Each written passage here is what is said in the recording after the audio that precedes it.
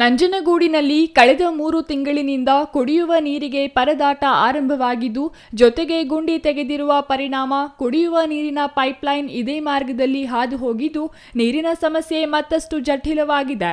ಈ ಬಡಾವಣೆಯಲ್ಲಿ ಕೇವಲ 2 ನಲ್ಲಿಗಳಿದ್ದು, ಕೊಳಚೆ ನೀರಿನ ಮಧ್ಯಭಾಗದಲ್ಲಿ ಪೈಪ್ಲೈನ್ ಹಾದು ಹೋಗಿರುವ ಕಾರಣ ಪೈಪ್ ಒಳಗೆ ಕೊಳಚೆ ನೀರು ಸೇರ್ಪಡೆಗೊಂಡು ಇದೇ ನೀರನ್ನ ನಿವಾಸಿಗಳು ಕುಡಿಯುವ ಪರಿಸ್ಥಿತಿ ನಿರ್ಮಾಣವಾಗಿದೆ. ಪ್ರತಿದಿನ ಕೊಳಚೆ ನೀರು ಕುಡಿಯುವ ಜೊತೆಗೆ ಹಲವು ಸಾಂಕ್ರಾಮಿಕ ರೋಗಗಳನ್ನು ಮೈ ಮೇಲೆ ಎಳೆದುಕೊಳ್ಳುತ್ತಿರುವ ನಿವಾಸಿಗಳು ನಗರಸಭೆಗೆ ಹಲವು ಬಾರಿ ದೂರು ನೀಡಿದರೂ ಯಾವುದೇ ಪ್ರಯೋಜನವಾಗುತ್ತಿಲ್ಲ ಎನ್ನುತ್ತಾರೆ.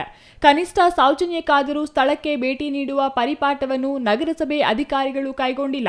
ಈ ಬಗ್ಗೆ ವಿಚಾರಿಸಿದರೆ 2 ದಿನಗಳಲ್ಲಿ ಸಮಸ್ಯೆ ಬಗೆಹರಿಸುವ ಹಾರಿಕೆ ಉತ್ತರ ನೀಡುತ್ತಿರುವುದು ಖಂಡನೀಯ ಎಂದು ಸ್ಥಳೀಯರು ದೂರಿದ್ದಾರೆ.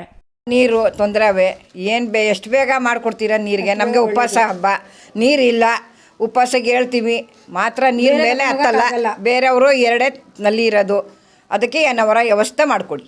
ಅದೇ ನೀರಂದರೆ ಸೊಳ್ಳೆ ಕಚ್ಚುತ್ತೆ, ಮಕ್ಕಳಿಗೆ ಹುಷಾರು ತಪ್ಪುತ್ತೆ. ಮೋರಿ ಕ್ಲೀನ್ ಮಾಡಿಲ್ಲ, ಬರೋದೇ ಇಲ್ಲ ಸರ್ ಯಾರು ಇಲ್ಲಿಗೆ, ಒಬ್ಬರು ಬಂದು ನೋಡಲ್ಲ. ನೀರಿಗೆ ಅಲರ್ಜಿ ಬರ್ತವೆ ಸರ್, ತುಂಬ ಗಲೀಜ್ ಐತೆ ನೀರು, ಟ್ಯಾಂಕಿ ತೊಳ್ತವೆ. 7 ದಿನ ಆದಮೇಲೆ ಹುಳ ಮೆಕ್ಕೆ ಆರ್ತವೆ ನೀರು ಒಳಗಡೆ. ಅದು ತುಂಬ ಪ್ರಾಬ್ಲಮ್ ಇವೆ. ಏನೋ ವ್ಯವಸ್ಥೆ ಮಾಡಿಕೊಡಿ ದಯವಿಟ್ಟು.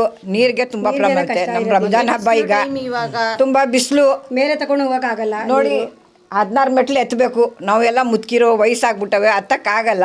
ನಮಗೆ ನೀರು ವ್ಯವಸ್ಥೆ ಮಾಡ್ಕೊಡಿ. ಹೋಗಿದ್ವಲ್ಲ ಸರ್, ಎಲ್ಲ ಹೋಗಿದ್ವು, ಹಾಕ್ಕೊಡ್ತೀವಿ ಅಂತ.